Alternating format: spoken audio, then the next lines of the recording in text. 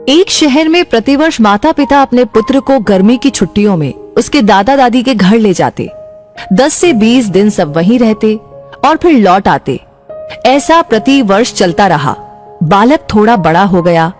एक दिन उसने अपने माता पिता से कहा कि अब मैं अकेला भी दादी के घर जा सकता हूँ, तो आप मुझे अकेले को दादी के घर जाने दो। माता पिता पहले तो राजी नहीं हुए, किंतु बालक ने जब जोर दिया तो उसको सारी सावधानी समझाते हुए अनुमति दे दी। जाने का दिन आया। पिता बालक को छोड़ने स्टेशन गए। ट्रेन में उसको उसकी सीट पर बिठाया, फिर बाहर आकर खिड़की में से उससे बात की, उसको सारी सावधानियां फिर से समझाई। बालक ने कहा कि मुझे सब याद है, आप चिंता मत करो। ट्रेन को सिग्नल मिला, विसिल लगी, तब पिता ने एक लिफाफा पुत्र को दिया और कहा कि बेटा, अगर रास्ते में तुझे डर लगे तो ये लिफाफा खोलकर इसमें जो लिखा है उसको पढ़ना। बालक ने पत्र जेब में रख लिया। पिता ने हाथ हिलाकर विदा किया। ट्रेन चलती रही।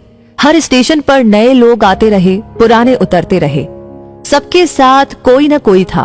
अब बालक को अकेलापन लगने लगा। अगले स्टेशन पर ट्रेन में ऐसी शख्सियत आई जिसका चेहरा बहुत ही भयानक था। बालक पहली बार बिना माता पिता के, बिना किसी सहयोगी के यात्रा कर रहा था।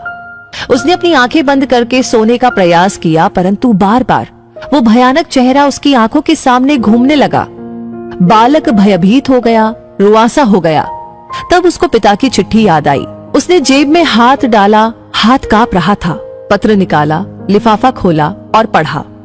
पिता ने लिखा था, तू डरना मत, मैं पास वाले कंपार्टमेंट में ही हूँ, इस गाड़ी में बैठा हूँ। बालक का चेहरा खिल उठा। सारा डर काफूर हो गया।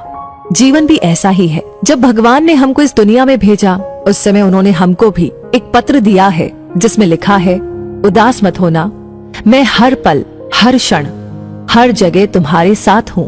पूरी यात्रा तुम्हारे साथ करता हूँ, केवल तुम मुझे स्मरण रखते हो। सच्चे मन से याद करना, मैं एक पल में आ जाऊंगा। इसलिए चिंता नहीं करना, घबराना नहीं, हताश नहीं होना। चिंता करने से मानसिक और शारीरिक दोनों स्वास्थ्य प्रभावित होते हैं। परमात्मा पर, प्रभु पर, अपने इष्ट पर हर क्षण विश्वास रखे। वो हमेशा हमारे साथ है, हमारी पूरी यात्रा के दौरान, अंतिम सांस तक। बस इसी एक एहसास को ही कायम रखने का प्रयास करते रहना है। सब कुछ उस परमात्मा पर छोड़ दे जिसकी मर्जी के बिना एक पत्ता भी नहीं हिल सकता। तो दोस्तों, ये कहानी आपको कैसी लगी? अपनी राय हमें जरूर शेयर कीजिए कमेंट सेक्शन में लिख करके। लाइक आपने ऑलरेडी कर दिया है तो फिर अगला काम है जो बहुत इंपॉर्टेंट है, और वो है कि इस वीडियो को ज्यादा से ज्यादा लोगों के साथ शेयर करना, क्योंकि इस वीडियो की जरूरत है बहुत सारे लोगों को जो इस टाइम परेशान है, चिंता में है, जिन्हें लग रहा है कि दुनिया खत्म हो गई है। लेकिन अब आपको पता है कि ऐसा नहीं है।